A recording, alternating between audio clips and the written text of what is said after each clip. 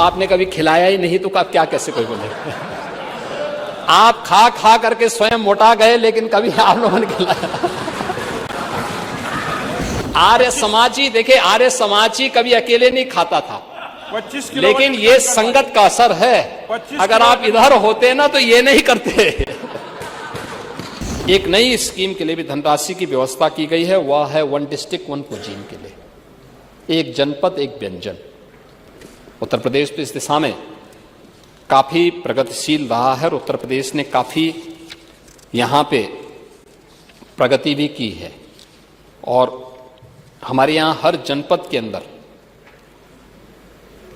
कुछ न कुछ विशिष्ट रहा है। कौन नहीं जानता है, बचपन से हम लोग जानते रहे हैं कि मेरठ की रेवड़ी और गजक के बारे में, हाथरस की हींग के बारे में, हापुड़ के पापड़ के बारे में, इलाहाबाद के अमरूद के बारे में,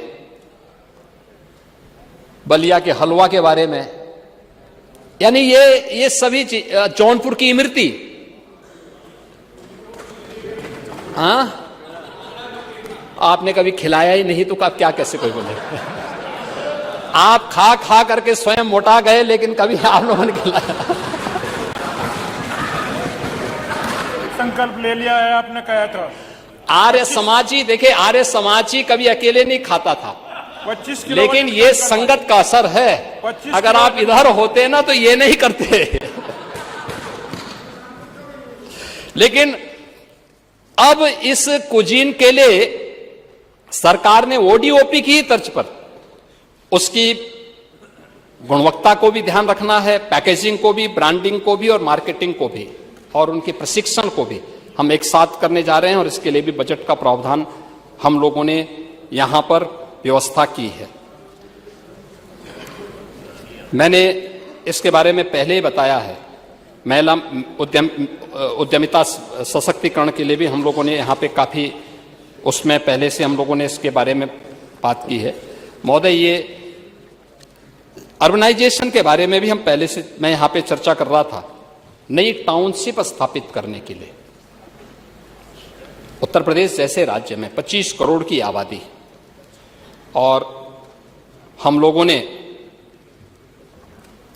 बजट में इसके लिए व्यवस्था की है कि अगले 5 वर्ष में 100 नई टाउनशिप विकसित करने का हमारा लक्ष्य है। 100 नई टाउनशिप प्रदेश के अलग अलग जनपदों में इसको स्थापित करेंगे। हम लोगों ने अभी हाल ही में 114 टाउनशिप के प्रस्ताव स्वीकृत भी किए हैं, जिनमें तेजी के साथ गरीबों के लिए भी और हर तबके के लिए आवास के निर्माण हो रहे हैं। और उसके लिए जगह जगह लैंड बैंक बनाने की कार्रवाई भी तेजी के साथ आगे बढ़ी है। भारत सरकार की जो compliance reduction and deregulation policy के अंतर्गत जो महत्वपूर्ण घोषणा है, अब तक होता क्या था, एक गरीब छोटा सा मकान बनाता था तो लोग जाके उसको परेशान करते थे। हम लोगों ने तय किया है कि 100 वर्ग मीटर तक आवासीय एवं 30 वर्ग मीटर तक व्यवसायिक भूखंड पर केवल पंजीकरण करने की आवश्यकता, उसको नक्शा पास कराने की आवश्यकता नहीं है। वो अपना केवल पंजीकरण कराए और घोषणा करें कि इससे ज्यादा नहीं है, कोई उसको परेशान नहीं करेगा। अगर परेशान करेगा तो कार्रवाई होगी।